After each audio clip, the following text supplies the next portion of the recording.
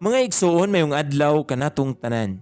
Karon adlaw na usab nga Domingo, pit sa 23 sa bulan sa Abril, sa tuig 2023. Ug karon mga igsoon aniya nakita sa ikatulong Domingo sa Pasko sa pagkabanhaw sa atong Ginoong Hesukristo.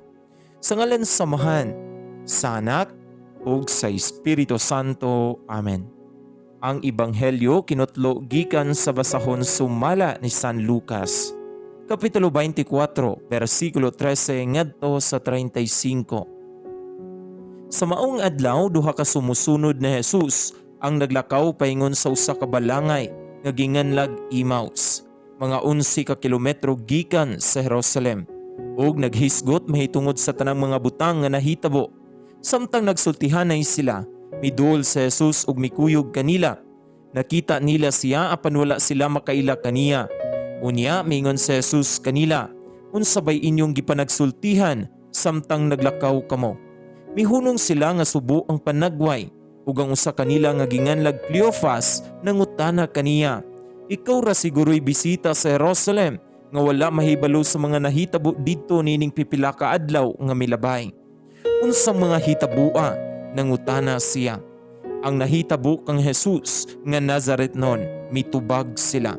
Usa siya ka propeta nga gamhanan sa pulong ug sa buhat, atubangan sa Dios ug sa tanang mga tao.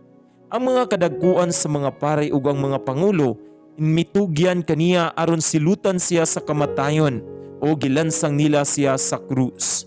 Naglawom unta kadto kami nga siya mao ang muluwas sa Israel. Labot pa niini, ikatulong adlaw na karon sukad kini nahitabo, og pipila sa mga babae nga among mga kauban nakapakurat kanamo. Nangadlawon sila pag-adto sa lubnganan, apan wala nila hikap lagi didto ang iyang lawas. Og namalik sila og nanugilon nga nakakita kuno silag panan-awon diin may mga anghel nga misulti kanila nga buhi siya. Og pipila sa among mga kauban nangadto sa lubnganan, og nakaplagan nila kini sumala gayod sa gisugilon sa mga babae, apan wala sila makakita kaniya. Unya mingon si Jesus kanila, pagkabuang gayud ninyo, pagkadugay ninyong mutuo sa tanang gisulti sa mga propeta. Dili ba kinahanglan man nga mag-antos ang Mesiyas niining mga butanga, ug unya mosulod sa iyang himaya? Ug ipasabot na Jesus kanila ang gisulti mahitungod kaniya sa tibuok kasulatan, sugod sa mga basahon nga gisulat ni Moises hangtod sa mga sinulat sa tanang propeta. Niadtong tungura, duol na sila sa balangay nga ilang adtuan, ug daw nagpaasabot sa Jesus nga mupadayon lang siya sa unahan. Apan gihawiran nila siya og giingnan, anhilang ta mamahulay kay hapit na magabii. Busa midayon siya og nagpabilin uban kanila. Sa ila ng pagpanihapon, gikuha niya ang pan ug gipanalanginan kini. Unya gipikas-pikas ug gihatag kanila. Diha-diha nabuka ang ilang mga mata og nakaila sila kaniya, apan nahanaw siya. Nag-ingnanay sila, dili ba ingon sa may kalayo nga nagdilaab sa atong kasing-kasing sa dihang nagsulti siya og nagpatin-aw kanato sa kasulatan didto sa dalan.